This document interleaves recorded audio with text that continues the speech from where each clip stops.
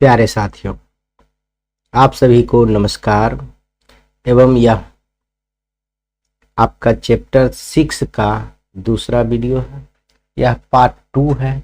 Part 2 में हमने बहुत ही सुंदर से पहला चैप्टर यानी 6.1 देखा था और 6.1 और यह भी देखा था सर्वांग समता क्या होती है, सर्वांग समता क्या होती है और समरूप त्रिभुज समरूप आकृति क्या होती है।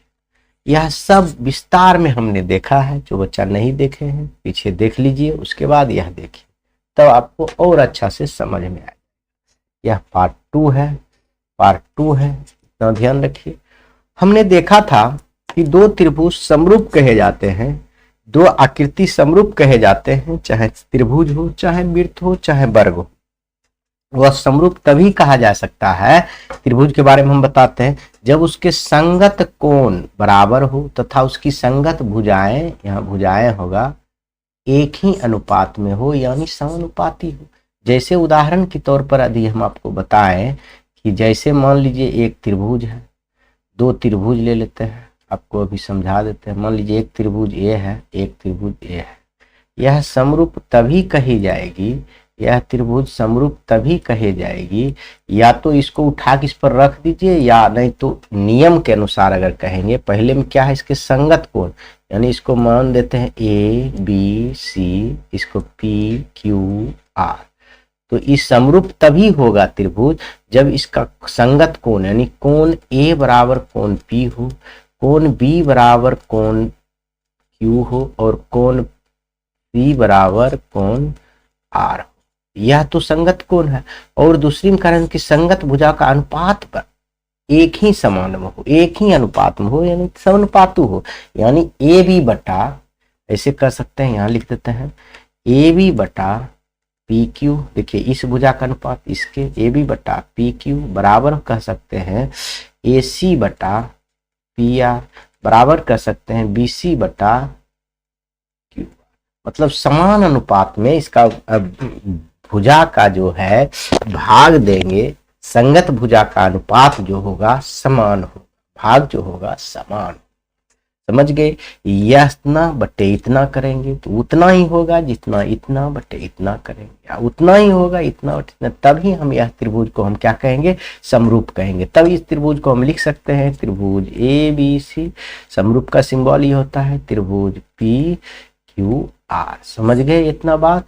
तो अब हम आज सबसे इंपॉर्टेंट चीज हेल्स प्रमेय पढ़ेंगे, और आप ध्यान से देखिएगा, आराम से समझ में आएगा, कोई बेसी भारी नहीं है। बच्चा को लगता है कि त्रिभुज चैप्टर में जो है ना थेल्स ही प्रमेय भारी है, कुछ नहीं है। देखिए इसको बीपीटी प्रमेय भी कहते हैं, थेल्स प्रमेय भी कहते हैं, 6.1 प्रमेय भी कहते हैं, काहे कि आपके चैप्टर में 6.1 प्रमेय संख्या है। इसे समानुपातिकता प्रमेय भी कहते हैं।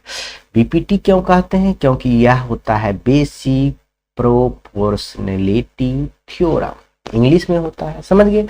इसी को समानुपातिक प्रमेय कहते हैं। तो कि होता क्या है, अगर यह नहीं समझिएगा, इसका विलोम नहीं समझिएगा, थेल्स प्रमेय और थेल्स का प्रतिलोम या विलोम कहिए, यह दोनों नहीं समझिएगा तो आगे चैप्टर 6.2 6.3 बनाने में आपको भयंकर कठिनाई होगा। इसलिए इसको ध्यान से समझिए, और पूछता भी है बोर्ड में कभी कभी 5 नंबर, इसलिए आप ध्यान से इसके लिए पहले पढ़िए।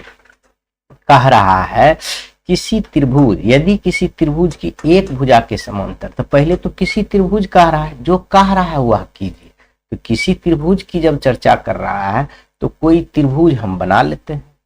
मान लीजिए हम एक त्रिभुज बना लिए किसी त्रिभुज। आप सुनिए, जो कह रहा था वो किए, उसके बाद आइए अब कह रहा है किसी त्रिभुज के, हो गया, एक भुजा के समांतर, एक भुजा के समांतर। अब सुनिए, यह भुजा के समांतर अगर खींचेंगे तो बाहर आ जाएगा, अगर यह भुजा के समांतर यदि खींचेंगे तो यह भी बाहर आ जाएगा। तो सुनिए, यह भुजा के समांतर हम खींच सकते हैं। समझ गए? तो कह रहा एक भुजा के समांतर यानी इस भुजा के समांतर, पहले नामकरण अगर कर दीजिएगा तो वो और अच्छा होगा। पहले नामकरण कर दीजिए, इसको मान लीजिए ए, इसको मान लीजिए बी, इसको मान लीजिए सी।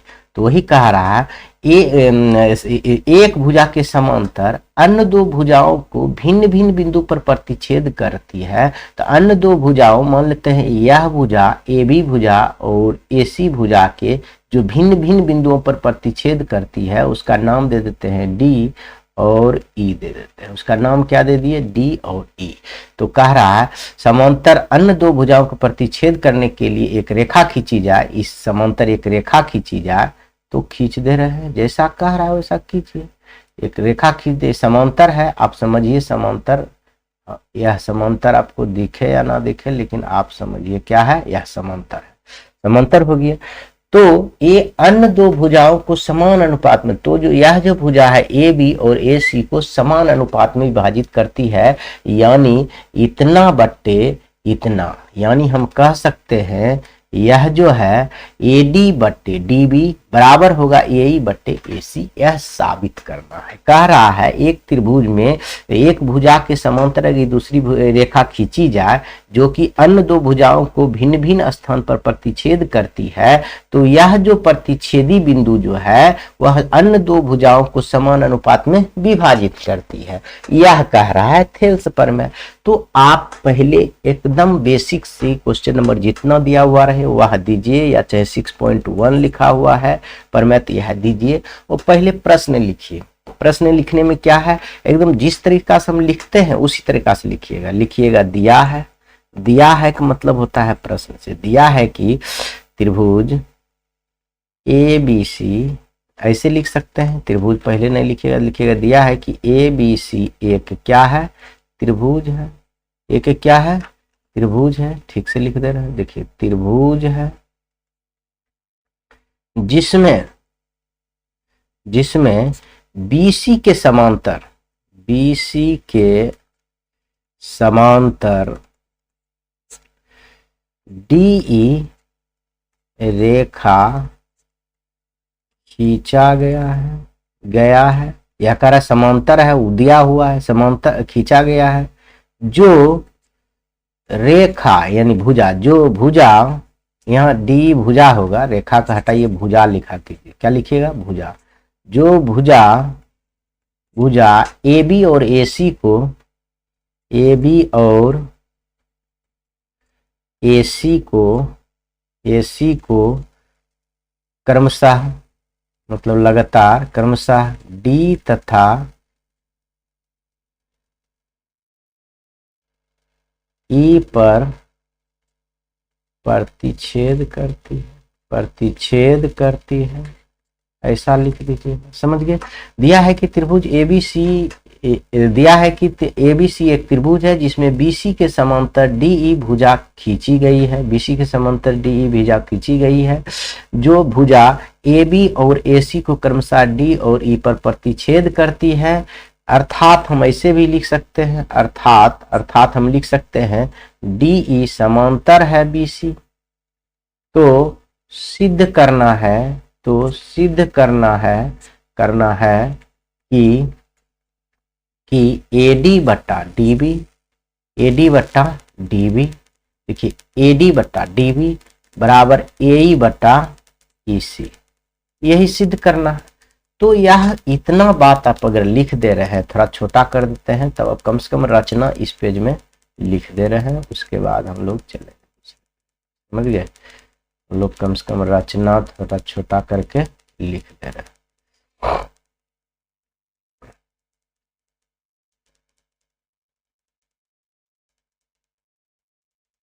ठीक है, थोड़ा छोटा। चलिए हाँ, तो देखिए यह हो गया, इतना आपको लिखना है, दिया हुआ है, सिद्ध करना है। उसके बाद आप रचना कीजिएगा, इसमें कुछ रचना बनाएंगे। क्या रचना बनाएंगे वह आप देखिए, इसमें रचना करेंगे वह आपको भी करना है। रचना जो हमेशा डॉटेड होता है, देखिए क्या करेंगे, यहां लिखेंगे EN, एक लंब खींचेंगे इस पर AC पर, एक लंब खींचेंगे AB पर। तो यहां से एक लंब खींच देते हैं AB पर। समझ गए। यह जो रचना है, थोड़ा कलर दूसरा कर देते हैं, समझ गए, उजला कर देते हैं। रचना जो है और एक लंब खींचेंगे इस पर, इसको भी कलर उजला कीजिए, यह भी लंब हो गया। और भी इसमें करेंगे कि BE और जो भी रचना होगा डॉटेड होगा, ये आप याद रखिए, और DE को मिलाया, यह कर दिए। अब देखिए आपका यह फिगर जो है पूर्ण रूपेण तैयार हो, पूर्ण रूपेण क्या हुआ, तैयार।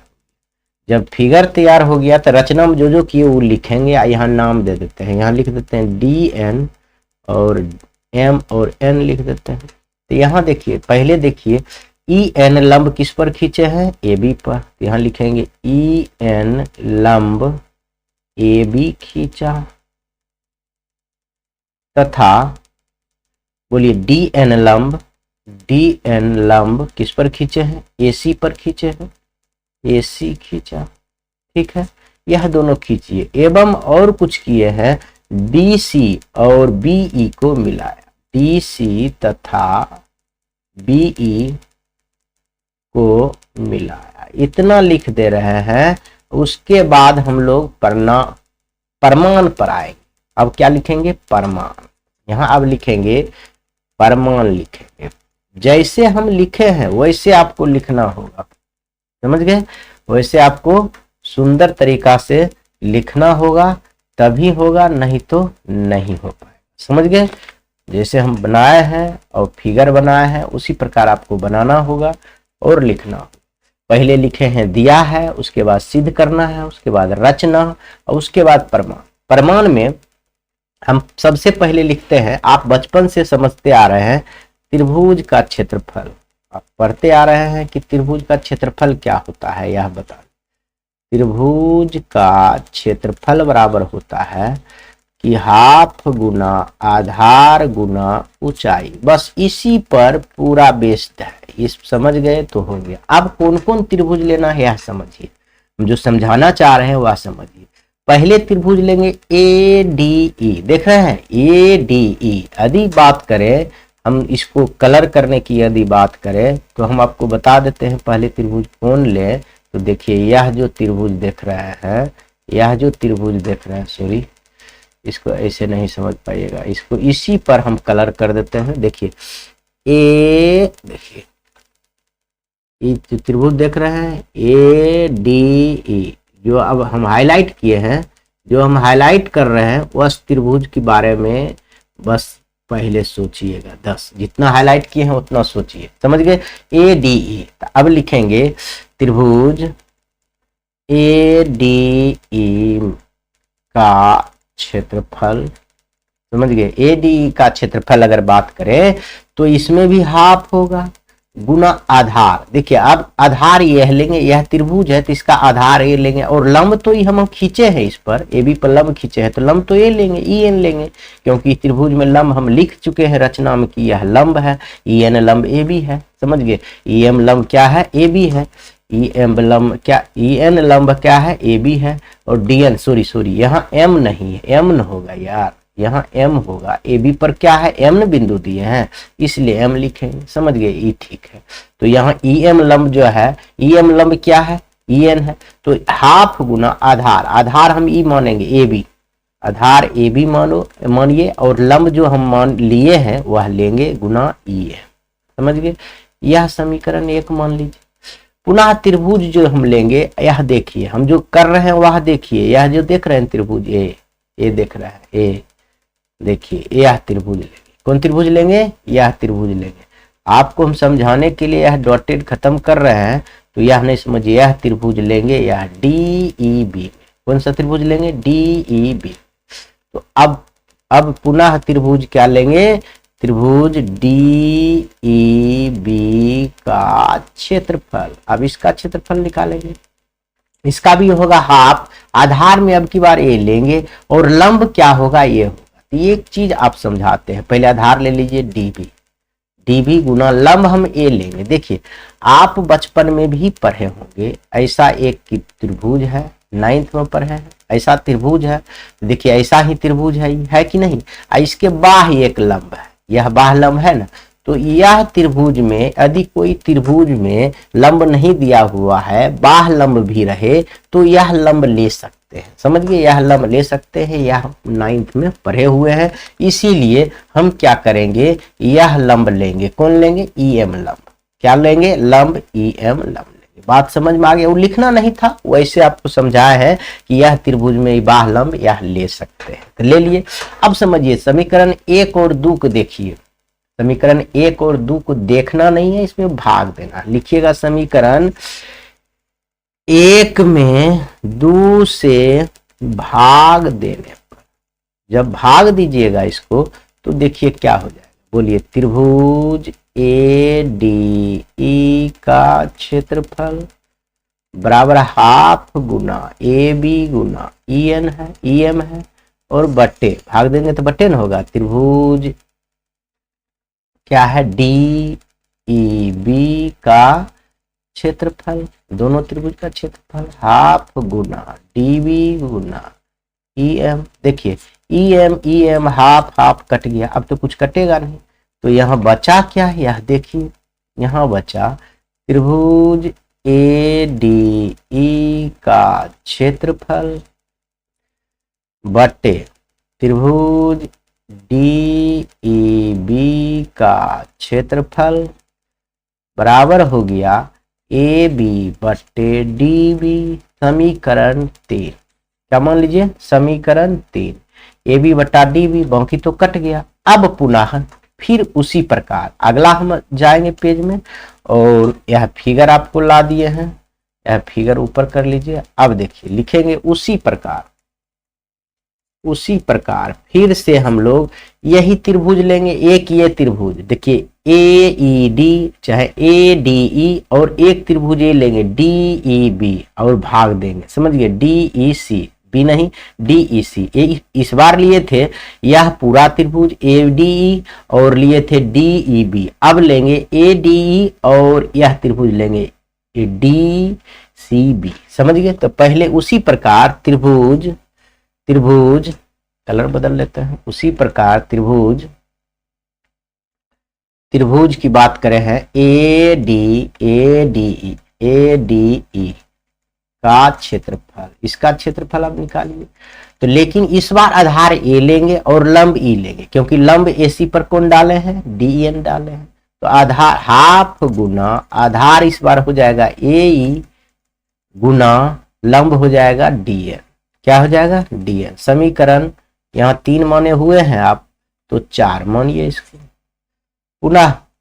पुनः हम ले सकते हैं त्रिभुज, अब की बार लेंगे DEC। देखिए DCE या चाहे DEC, यह त्रिभुज लेंगे। समझ गए, तो DEC का क्षेत्रफल, एक अच्छा हाफ गुना आधार, अब की बार ये होगा, और लंब इबाह लंब जो लेंगे यह वाला इबाह लंब। देखिए यह त्रिभुज में इबाह लंब है, यह लेंगे हाफ गुना EC गुना DN।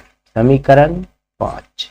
अब लिखेंगे समीकरण 4 को 5 से भाग देने पर, अब देखिए भाग दे देंगे, बस आपका समस्या दूर हो जाएगा। देखिए लिखेंगे त्रिभुज ADE का क्षेत्रफल इक्वल टू हाफ गुना AE गुना DN। अब बताइए नीचा होगा त्रिभुज DEC का क्षेत्रफल, दो बार त्रिभुज लिखा गया इसलिए इसको मिटाइए। त्रिभुज DEC का क्षेत्रफल इक्वल टू होगा हाफ गुना EC गुना DN। अब देखिए काटिए, DN हाफ हाफ कट गया, तो फाइनली बचा क्या, यह देखिए बचा त्रिभुज ADE का क्षेत्रफल बटे त्रिभुज DEC का क्षेत्रफल, तो हो गया AE बटा EC। समीकरण इसको 6 मान लीजिए। अब समीकरण 5 और 6 में देखिए साबित हो गया, लेकिन यहाँ है ए डी ई का क्षेत्रफल, यहाँ भी है ए डी ई का क्षेत्रफल, और नीचे में है त्रिभुज, यह त्रिभुज है, दूसरा चीज नहीं समझिए, त्रिभुज डी ई बी का क्षेत्रफल, और यह है डी ई सी का। देखिए यह दोनों त्रिभुज का क्षेत्रफल बराबर कर देंगे तो हमें साबित हो जाएगा, क्योंकि देखिए यही साबित करना था, ए बी बट्टे डी बी बराबर ए ई बट्टा ए सी। देखिए हम लिखे भी थे, देखिए ए डी बट्टा डी बी बराबर ए ई बट्टा ए सी, यही साबित करना था। सिर्फ यह नीचे वाला त्रिभुज का क्षेत्रफल बराबर हो जाएगा तब हो जाएगा, एलएचएस बराबर हो जाएगा, तारएचएस बराबर हो जाएगा। तो इसके लिए हम देखिए, यहाँ देखिए आप थोड़ा सा समझिए, यह देखिए डी ई बी का क्षेत्रफल और डी ई सी का क्षेत्रफल, ये जो देख रहे हैं, यह जो देख रहे हैं, यह त्रिभुज एक ही आधार इससे बना हुआ है, और यह त्रिभुज भी इसी आधार से बना हुआ है। एक ही समांतर और एक ही आधार से बने त्रिभुज का क्षेत्रफल क्या होता है, बराबर होता है। वही चीज हम लोग लिखने वाले हैं, लिखेंगे एक ही, देखिए लिखेंगे एक ही आधार और एक ही समांतर के बीच बने त्रिभुज का क्षेत्रफल बराबर होता है। इसलिए हम कह सकते हैं, देखिए फिगर आपके लिए ले आए हैं, इसलिए कह सकते हैं क्या, यह जो त्रिभुज का क्षेत्रफल होगा, त्रिभुज, इसलिए त्रिभुज डी ई बी का क्षेत्रफल बराबर हो जाएगा त्रिभुज डी ई सी का क्षेत्रफल। देखिए यह त्रिभुज का क्षेत्रफल और यह त्रिभुज का क्षेत्रफल जब बराबर हो गया, तब देखिए समीकरण कितना कितना से, यह है 6, आई है 3, समीकरण 6 और 3 को का तुलना करने पर यह देखेंगे LHS दोनों बराबर हो जाएगा, दोनों LHS बराबर हो गया तो RHS बराबर लिख देंगे। इसलिए लिखेंगे, क्या लिखेंगे, ए डी बट्टे डी बी बराबर हो गया ए ई बट्टे ई सी, यह हो गया प्रमाणित। यही था थेल्स प्रमेय, बहुत ही आसान था, लेकिन आप लोग माथा को भारी कर रहे हैं। हम मात्र और मात्र 22 मिनट में आप पूरा थेल्स प्रमेय समझा दिया हूं, समझ गए, 20-22 मिनट में समझा दिए हैं। तो हम उम्मीद करता हूं कि आप समझ गए। अब इसमें कुछ कॉन्सेप्ट है, इसमें आप कुछ कॉन्सेप्ट समझिए। जैसे यह त्रिभुज है, तो त्रिभुज में आपको कुछ हम कॉन्सेप्ट बताते हैं। क्या कॉन्सेप्ट बताते हैं यह समझिए। पहले यह सब हटा देते हैं, जो रचना है वह हटा देते हैं, तब हम आपको बता रहे हैं। देखिए इसमें अगर कहेगा कि थेल्स प्रमेय में ऐसा नहीं होता कि इतना बट्टे इतना हो, ए डी बट्टा डी बी बराबर ए ई बट्टा इसी ही नहीं होता है। यदि कहेगा डीई समांतर, देखिए डीई समांतर है बीसी का, तो यह जिस अनुपात में हम इस भुजा के लेंगे ए बी को, उसी अनुपात में इधर लेंगे। आप याद रखिएगा, क्योंकि यही क्वेश्चन पूछा जाएगा आपके, यही से रिलेटेड वहां क्वेश्चन बनेगा। तो यानी हम कह सकते हैं, अभी तो देखिए इतना बट्टे इतना लिए हैं तो बराबर इतना बट्टे इतना हुआ। यदि हम इसी को कह दे ए डी ए बी बटा, ऐसे लिख दे ए बी बटा पूरे बटा इतना, ए बी ए डी ऐसे भी लिख सकते हैं। देखिए पूरे बटा इतना, ये पूरे का बटा इतना है, तो इधर भी पूरे का बटा इतना लेंगे, यानी बराबर हो जाएगा ए सी बटा ए। बात समझ में आ रहा है। इस प्रकार भी होगा, यदि यह दोनों रेखा समांतर होगा तो जिस अनुपात में इस रेखा को लेंगे उसी अनुपात में इस रेखा को लेंगे, समझ गए। तो इसको आप उल्टा भी लिख सकते हैं, ऐसे डीबी बटा कैसे लिख सकते हैं, देखिए ये थोड़ा बड़ा हो रहा है, इसको यहाँ लिख सकते हैं, ऐसे लिख सकते हैं, उल्टा भी लिख सकते हैं। क्या लिख सकते हैं, डी बी बटा ए डी बराबर ई सी बटा ए, समझ गए। जिस अनुपात में यहाँ लीजिएगा उसी अनुपात में यहाँ लीजिएगा, समझे। इसको आप, यह बात आपको समझ में आ गया होगा। आपको ऐसे भी ले सकते हैं, जैसे हम आपको बताते हैं। जैसे आप लीजिएगा, पहले आप लीजिएगा ए डी, यह भी लीजिएगा, अब बटा ई पूरे भी ले सकते हैं, ए बी, समझ गए। अब फिर इसी प्रकार उसी प्रकार यहां भी लीजिएगा, ए ई बटा ए सी, समझ गए। इतना बात आपको समझ में आना चाहिए, तब हुआ थेल्स प्रमेय, इतना चीज है। अब हम लोग चलेंगे थेल्स प्रमेय का विलोम। यह भी आसान है, बहुत छोटा है, यह भी हम लोग पढ़े। थेल्स प्रमेय के विलोम में कहता है यदि किसी रेखा किसी त्रिभुज के दो भुजाओं को समान अनुपात में विभाजित करती है तो यह तीसरी भुजा के समांतर। देखिए यह कह रहा है ये वो त्रिभुज है, उसको समान अनुपात में विभाजित कर रही है। वहां था कि समांतर था, तो समान अनुपात में विभाजित करना साबित करना था, यहाँ समान अनुपात में विभाजित कर रहा है तो इस समांतर सिद्ध करना है, साफ उल्टा करना। अब इसको हम बना देते हैं, आपको त्रिभुज बना देते हैं पहले, तब बताएंगे। इसमें भी कुछ रचना करेंगे, वह हम डॉटेड दे देते हैं, समझ गए। रचना हमेशा आप डॉटेड करके दीजिएगा, समझ गए। रचना हमेशा आप डॉटेड करके दीजिएगा, बस इसमें बहुत आसान है, आप यह तुरंत बता। जैसे ए मान लीजिए, इसको बी मान लीजिए, सी मान लीजिए, डी मान लीजिए, इसको ई मानिए, इसको ई डैश मानिए, समझ गए। थोड़ा ठीक से लिख दे रहे हैं, इसको ई मानिए, इसको ई डैश मानिए। ये तो हम रचना किए हैं। तो अब देखिए आपको हम समझाने के लिए, अब इसमें हम आपको शुरू में भी बताए थे, पहले लिखिए कि दिया क्या है वह लिखिए। तो आप लिखने के तरीका जान रहे हैं, यहाँ क्वेश्चन नंबर लिख दीजिएगा 6.2 है, तो 6 दिया है, क्या है, दिया है कि ए बी सी एक त्रिभुज है। एक क्या है, त्रिभुज है, एक त्रिभुज है, त्रिभुज है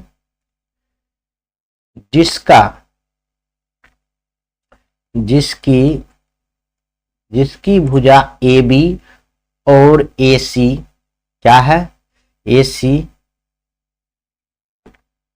जिसकी भुजा लिखेंगे ए बी और ए सी क्रमशः बिंदु डी तथा ई पर प्रतिच्छेद करती है, ई पर प्रतिच्छेद करती है। इतना बात आप समझ रहे हैं। एवं इसमें क्या दिया हुआ जानते हैं, इस समान अनुपात में विभाजित करती है। तो यह जो समान अनुपात में एवं क्या दिया हुआ है, ए डी बटा डी बी बराबर दिया हुआ है ए ई बटा ई सी, यह दिया हुआ आपको दिया हुआ। तो सिद्ध करना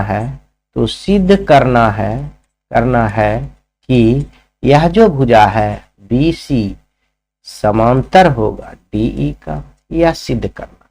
देखिए इतना दिया हुआ है और सिद्ध करना हम लिख चुके हैं। अब अगला पेज में हम लिखेंगे रचना। फिगर आपका ला दिए है यहाँ, आइए फिगर आ गया आपका। जब फिगर आ गया है तो अब हम आपको रचना लिखेंगे। दिया हुआ सिद्ध करना लिख दिए, तो अब आइए रचना लिखिए। यही फॉलो करना है, जैसे हम लिख रहे हैं आपको उसी प्रकार से लिखना है। तो रचना में हम क्या किए हैं, यहाँ एक अलग से समांतर खींच लिए, किसका, बी सी के। तो हम लिखेंगे बी सी समांतर डी ई डैश खींचा, डी ई डैश खींचा, एगो एक्स्ट्रा खींच लिए। जो रेखा, यहाँ जो लिखे हुए अच्छा से लिख दे रहे हैं, जो रेखा नहीं, भुजा इसमें बोला कीजिए, भुजा ए सी पर अवस्थित है। कहां पर अवस्थित है, ई डैश ए सी पर स्थित है, लिखिए अवस्थित का है, स्थित है। इतना बात हो गया। तो अब हम लिखेंगे परमाण। क्या लिखेंगे, परमाण। एकदम स्टेप बाय स्टेप चलेंगे, तभी मजा आएगा बनाने, समझ गए। परमाण में आपको पहले देखना होगा कि देखिए जो चीज गिवन रहता है उसी ले चलते हैं, जो दिया हुआ रहता है। तो इसमें क्या हम माने रचना में दिए हैं, रचना में दिए हैं कि यह देखिए डी ई समांतर है, डी ई डैश समांतर है बी सी के, यानी हम लिख सकते हैं बी सी समांतर है डी ई डैश। ये कहां से आया, रचना से आया। तो रचना में जब अब तुरंत हम प्रमेय पढ़े, थेल्स प्रमेय 6.1, तो उसमें हम समानुपातिक प्रमेय में पढ़े थे, यदि कोई त्रिभुज के एक भुजा के समांतर दो भुजा को प्रतिच्छेद करने वाली रेखा खींची जाए तो वह अन्य दो भुजाओं को समान अनुपात में विभाजित करती है। तो थेल्स प्रमेय से हम लिख सकते हैं, इसलिए हम लिख सकते हैं ए डी बटा डी भी लिख सकते हैं, ए डी बटा डी भी लिख सकते हैं, और ए ई डैश बटे ई डैश सी लिख सकते हैं, बराबर लिखेंगे ए ई डैश बटे ई डैश सी लिख सकते हैं। समीकरण एक, पहले थेल्स परमेस कहाँ से आया, तो लिखिएगा थेल्स परमेस, परमेस इसको समीकरण एक मान लीजिए। अब दूसरा देखिए, दूसरा आपको दिया है, यहाँ दिया हुआ है कि समान अनुपात में विभाजित करती है, तो यह सिद्ध करना है डी ई समांतर बी सी। तो हम माने थे, लेकिन हम यह तो दिया है तो प्रश्न से लिखेंगे कि ए डी बटा डी बी, देखिए ए डी बटा डी बी दिया हुआ है और दिया हुआ ए ई बटा ई सी, ए ई बटा ई सी आपका दिया हुआ है, ई सी आपका दिया हुआ है, यह लिखिएगा दिया है, दिया है तो दिया हुआ, तो इसको समीकरण एक से। अब समीकरण एक और दो से कुछ दिख रहा होगा आपको, देखिए LHS बराबर है AD बटे DB और AD बटे DB, तो RHS बराबर होगा कि नहीं होगा, होगा ही। तो आगे में हम लिखेंगे समीकरण एक और दो से, तो क्या हो जाएगा बताइए, यहाँ देखिए हो जाएगा यहाँ देखिए ए ई डैश बटे ई डैश सी, ए ई डैश बटे ई डैश सी, और यहाँ हो जाएगा ए ई बटा ई सी। समझ गए।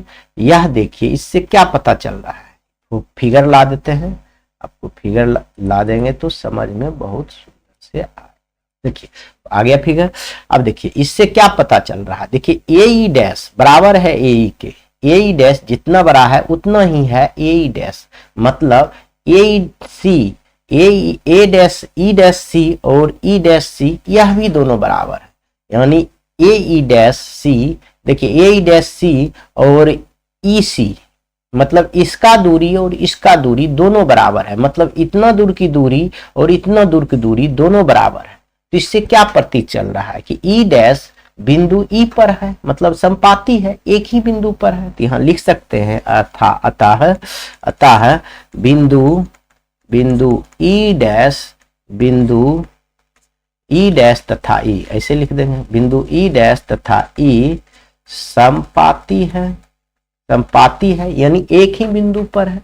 जब एक ही बिंदु पर है तो रचना से हम देखे थे, चूंकि रचना से क्या देखे थे, रचना से हम देखे थे कि रचना में हम क्या दिए थे, डी ई समांतर है, रचना में क्या दिए थे, डी ई डैश समांतर है बीसी के, याद दिए थे, चाहे बीसी समांतर लिखे थे ऐसे लिख देते हैं, नहीं तो आप सस्पिशन में रहिएगा, बीसी समांतर है ई डैश सी के। जब ई डैश समांतर है, ई समांतर लिखे थे, ई कहां से लिखे थे, रचना से, रचना से। जब ई डैश और ई दोनों समान संपाती है, एक ही बिंदु पर है, तो हम तो इसलिए हम ऐसे भी तो लिख सकते हैं बीसी समांतर ई सी, लिख नहीं सकते हैं। जब ई डैश लिखिए चाहे ई लिखिए दोनों एक ही बिंदु पर है, तो ई डैश घटाकर हम ईसी लिख सकते हैं। यही तो प्रमाणित करना था, देखिए यही प्रमाणित करना था। देखिए बीसी समांतर ई सी, सॉरी हाँ डी, बीसी समांतर डी क्या है, बीसी समांतर ई डी। तो देखिए बीसी समांतर हम सॉरी डी ई सी कहाँ से लिख दिए हैं, यहाँ देखिए हम गलती किए हैं बच्चे, हम आपको कह रहे थे, यहाँ देखिए यह ई सी कहाँ से लिख दिए हैं, यहाँ पूरा चौपट, यहाँ पूरा चौपट है कि हम रचना में ई दिए हैं। देखिए तो रचना में आपको देखना है कि डी ई दिए हैं, समझ गए। रचना में क्या दिए हैं, रचना में यहाँ देखिए डी ई डैश दिए, तो आप वही चीज लिखिएगा कि ई सी लिखिएगा डी ई डैश, यानी डी ई डैश लिखिएगा। इसको हटा के थोड़ा सा यहाँ से फिर से आपको समझा देते हैं, नहीं तो आप कहिएगा क्या गुरुजी क्या लिख देते हैं, कर देते हैं क्या है, थोड़ा सा ध्यान भटकता है ना, बस ऐसा हो जाता है। इसलिए आप ध्यान नहीं भटकाइए, मेरे तरह आप एकदम पूरा कंसंट्रेट होकर ध्यान से देखिए। क्या कह रहा, जब ये दोनों बिंदु एक ही है तो हम रचना में लिखे थे, क्या लिखे थे बोलिए तो, बी ई समांतर है, बी ई समांतर है डी ई डैश को, यह लिखे थे रचना से। रचना से। जब रचना से यह लिखे थे तो यह ई डैश और ई डैश और ई संपाती है, एक ही बिंदु, तो ई डैश हटा को मिल ही सकते हैं। तो हम ऐसे भी तो लिख सकते हैं, चूंकि यहाँ दीजिए यहाँ इसलिए बी सी समांतर डी ई लिख सकते हैं। यही प्रमाणित करना था, समझ गए। प्रमाणित आपका हो गया, थेल्स प्रमेय और थेल्स का विलोम आपका बहुत ही सुंदर से प्रमाणित हो गया। अगर आप चाहते हैं तो बढ़िया से आप ध्यान पूर्वक देखिए और बनाइए तो आसानी से समझ में आ जाएगा। एक छोटा सा और इसी से थेल्स प्रमेय से सिद्ध होने वाला है, देख लीजिए। उसके बाद इस वीडियो को समाप्त करेंगे और चैप्टर 2 अगले वीडियो में लाएंगे। क्या दिक्कत है, समझ गए। तो देखिए बहुत ही छोटा सा, चाहे इसी में कंटिन्यू ही पढ़ाएंगे, हम तो सोचते हैं मैराथन पढ़ा दें, पूरा गणित एक साथ, समझ गए। उसके लिए आप चिंता नहीं कीजिए, पहले देखिए। समय आपका बर्बाद कुछ नहीं होगा, हम इतना आसानी से धीरे धीरे समझा रहा हूं कि कभी नहीं भी पढ़े हैं तो भी हम उम्मीद करता हूं कि समझ जाइएगा। नहीं समझे हैं तो दोबारा आप देखने की कोशिश कीजिएगा, मैं आपसे यही प्रार्थना करता हूं, समझ गए बच्चे। तो देखिए कह रहा है किसी त्रिभुज के एक कोण का समद्विभाजित विपरीत भुजा के दो खंडों में बांटती है। सुन लीजिए, आप कह रहा है किसी त्रिभुज के एक कोण का समद्वि, एक कोण को दो बराबर भाग में बांटेंगे, तो पहले तो हम त्रिभुज बना देते हैं आपके सामने। मान लीजिए यह त्रिभुज बन गया, यह क्या बन गया, एक त्रिभुज बन गया। अब इस त्रिभुज के कह रहा है एक कोण के समद्विभाजक, तो एक कोण के समद्विभाजक भी बना लेते हैं। एक कोण मान लीजिए इस ऊपर वाले कोण को हम समद्विभाजक कर दिए, मतलब दो भाग में बांट दिए। पहले देखिए नामकरण कर लेते हैं, इसको मान लीजिए ए, इसको मान लीजिए बी, इसको मान लीजिए सी, इसको मान लीजिए डी। यानी एडी जो है कोण ए के समद्विभाजक है। हम मान लेते हैं यह कोण और यह कोणों को बराबर में बांट दिया, इतना तो आप कर सकते हैं। तो दो खंडों में बांटती है, तो इसको देखिए एक भुजा को दो खंड में बांटती है, जो अन्य दो भुजाओं को समानुपाती होता है। यानी कह रहा है जो दो खंड में बांट रहा है, इस भुजा को बीसी भुजा को बीडी बट्टे डीसी, और जो बांट रहा है ये दोनों बराबर बांट रहा है, तो कह रहा अन्य दो भुजाओं को समान अनुपात में होता है। यानी बीडी बट्टा डीसी बराबर होगा ए बी बटा ए सी, बराबर होगा ए बी बटा ए सी, मतलब इतना बटा इतना, अब बराबर हो जाएगा ए बी बटा ए सी। यह आपको साबित करना है। तो पहले हम पूर्व की भांति हम लोग लिखेंगे, दिया है, क्या लिखेंगे, दिया है, क्या क्वेश्चन में दिया हुआ है, ए बी सी एक क्या है, त्रिभुज है, क्या है, त्रिभुज है। और क्या दिया हुआ बोलिए, ए बी जो है एडी, सॉरी ए बी नहीं, एडीन लिखे, एडी जो है, एडी जो है, एडी जो है, एडी कोण ए का क्या है, कोण ए को समद्विभाजित कर रही है, कोण ए को समद्विभाजक है, क्या है, समद्विभाजक है। तो सिद्ध क्या करना है यह बताइए, सिद्ध करना है कि क्या सिद्ध करना है बताइए, बीडी लिख देते हैं, क्या दिक्कत है, बीडी बटा डीसी बराबर होगा ए बटा ए सी, ए बी बटा पहले ए बी लिखती है, ए बी बटा ए सी, यही सिद्ध करना है। तो इसमें भी कुछ हम लोग रचना करें, क्या करेंगे, रचना। तो रचना तो करेंगे, पहले रचना कर लीजिए तब लिख लीजिएगा, समझ गए। तो हम लोग रचना करेंगे, रचना हम जान रहे हैं डॉटेड करते हैं, तो डॉटेड करते हैं तो थोड़ा सा इसको हम, सॉरी बच्चों, रचना हम लोग करेंगे तो इसको थोड़ा सा नीचे ले आते हैं, जो कि रचना इसमें आ सके। डॉटेड करेंगे तो इसमें रचना क्या करेंगे, यह ए बी को बढ़ाएंगे, चाहे बी ए को क्या करेंगे, बढ़ाएंगे, बढ़ा दिए। और यह सी, इसका भी कुछ नाम दे देते हैं, मान लीजिए ए बी सी डी हो गया तो ई दे दीजिए, इसका नाम क्या दे दीजिए, ई दे दीजिए, इसका नाम दे दीजिए ई बिंदु दे दीजिए, समझ गए, इसका ई दे दिए। तो यह अगर नाम दे दिया, और क्या करेंगे, ई और सी को मिलाएंगे, इस प्रकार मिलाएंगे कि यह जो है यह जो है इसके समांतर हो जाए। किसके समांतर हो जाए हम बता रहे हैं बच्चे, यहाँ देखिए, हाँ हो गया। अब देखिए यह ए डी के समांतर ईसी हो जाए। देखिए समांतर दिख रहा है, तो इस प्रकार मिलाएंगे कि यह समांतर हो जाए। तो देखिए यह समांतर खींच लिए। अब हम सबका नाम दे देते हैं। क्या क्या नाम देंगे यह आप ध्यान से देखिए। यहाँ देखिए इस कोण का नाम दे देते हैं 1, तब आपको आसानी हो जाएगा। इसका 2, इसका 3, इस कोण का नाम 4। बस इतना मान लीजिए तो आपका आसानी से हो जाएगा। रचना में पहले कर लिख दीजिए। रचना में हम लोग लिख देते हैं, जो जो किए हैं वह लिखेंगे, समझ गए ना। इसको कॉपी कर लिए। चलिए रचना में किए हैं कि बी ए को ई तक बढ़ाया। देखिए बी ए को कहाँ तक बढ़ाया, ई तक। बी ए को ई तक बढ़ाया, बढ़ा लिए। और क्या किए, तथा और भी हम कुछ किए हैं। क्या किए हैं बताइए। ईसी को मिलाया। ईसी देखिए, ईसी को अच्छा सीई को मिलाया। सीई को क्या किए, मिलाया। जहां एडी समांतर हो गया, जहां क्या हो गया, एडी समांतर हो गया ईसी का। एडी समांतर हो गया ईसी का, समझ गए, ईसी का समांतर हो गया। इतना काम आप कर लीजिए।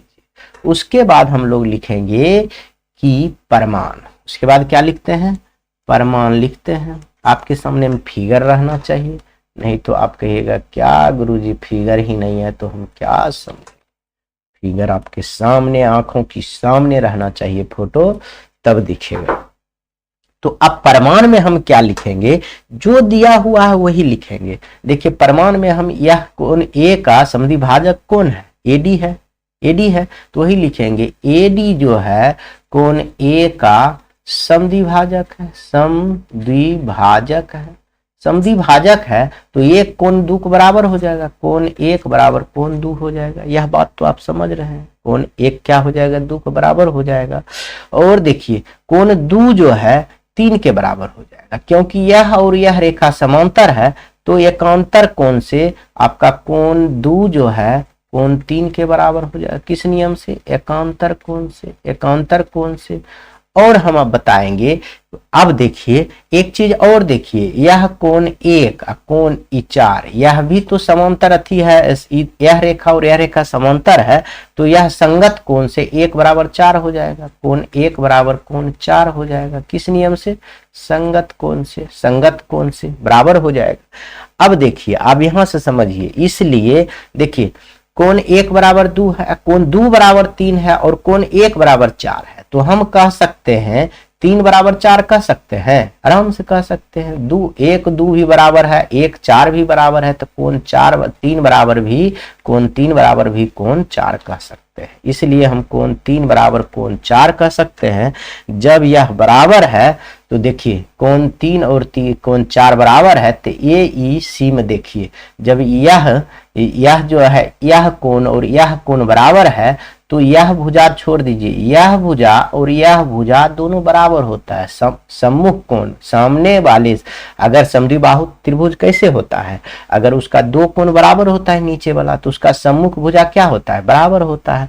तो वही तो हम लिख सकते हैं ऐसा। अब हम लिख सकते हैं, क्या लिख सकते हैं, इसलिए लिख सकते हैं ए ई बराबर ए सी। देखिए ए बराबर ए सी लिख सकते हैं, ये दोनों बराबर हम लिख सकते हैं। इसी के लिए इतना तम हम किए, समझ गए। तो ए सी लिख सकते हैं, क्योंकि यहाँ लिख सकते हैं समान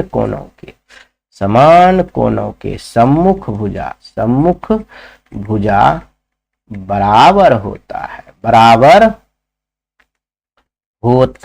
इतना बात आप लिख सकते हैं। समान कोण के सम्मुख भुजा क्या होता है, बराबर होता है। अब आप आइए, बस बहुत छोटा सा है, ऐसा नहीं है कि बहुत बड़ा है। अब देखिए अब आइए, हम लोग रचना में लिखे थे, चूंकि रचना से क्या दिए थे, एडी है समांतर सीई चाहे ईसी, यह लिखे थे एडी समांतर है ईसी। तो अब इसको आप भूल जाइए, ये जो रेखा देख रहे हैं ना, ई भुजा एसी, इसको भूल जाइए। अभी हम क्या बता रहे हैं, यह समांतर है एडी समांतर है ईसी। तब ई त्रिभुज में देखिए बीईसी में, बीईसी त्रिभुज में देखिए तो थेल्स प्रमेय से नहीं हो जाएगा, बी ए बटे ई सी और बी डी बटा डी सी होगा कि नहीं होगा, आप बताइए, आराम से हो जाएगा। इसमें हमको साबित क्या करना था, अभी हम बता रहे हैं। देखिए सिद्ध करना है कि डीबी बटा डीसी, डीबी बटा डीसी मतलब इतना बटा इतना, समझ गए। और बटा क्या सिद्ध करना है, ए बी बटा ए सी सिद्ध करना है। तो सुनिए आराम से आपका इथेल्स प्रमेय से यहाँ लिख सकते हैं। जब यह समांतर है तो हम लिख सकते हैं कि डी बी बटा डी सी बराबर हम लिख सकते हैं, यह लिख सकते हैं ए बी बटा, चाहे ए बी लिखिए चाहे बी ए लिखिए तो बात बराबर हो जाएगा, ई सी एस ई ए, समझ गए। यह हो सकता है, ये होगा कि नहीं होगा। आराम से आप यह थेल्स प्रमेय से आंख बंद करके लिख सकते हैं, समझ गए ना। थेल्स प्रमेय से आराम से आप आंख बंद करके यह बात लिख सकते हैं। तो यहाँ लिखिएगा थेल्स प्रमेय से, थेल्स प्रमेय से जब यह समांतर है तो थेल्स प्रमेय से क्या होगा, एक ही अनुपात में विभाजित होगा।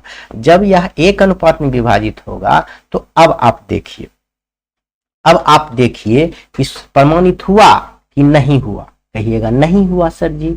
ए बी बटा ए सी है, ए सी है तो चूंकि देखिए यहाँ देखिए ए सी है ना, ए सी है तो बी सी को न खाली हटाएंगे, बाकी तो सब कुछ ठीक है, यहाँ ए सी होना चाहिए।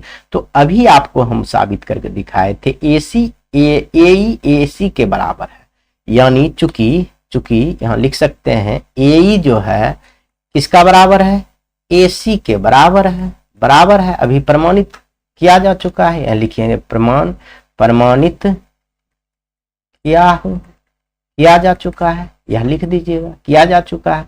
इसलिए हम लिखेंगे डीबी बटा डी सी बराबर ए बी बटा ए, समझ में आया, ए बी बटा ए सी, ए बी बटा ए सी। देखिए ए को हटाकर ए सी तो हम लिख सकते हैं क्योंकि यह बराबर है ए सी, यही तो हमको प्रमाणित करना था, इसलिए लिख देंगे प्रमाणित।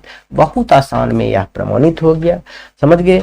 इतना बात आप समझ गए तो इस वीडियो में अगर दूसरा चैप्टर बताते हैं तो बहुत लंबा हो जाएगा, इसलिए अगले वीडियो में बताएंगे। इसी के साथ वीडियो समाप्त करते हैं। जय हिंद।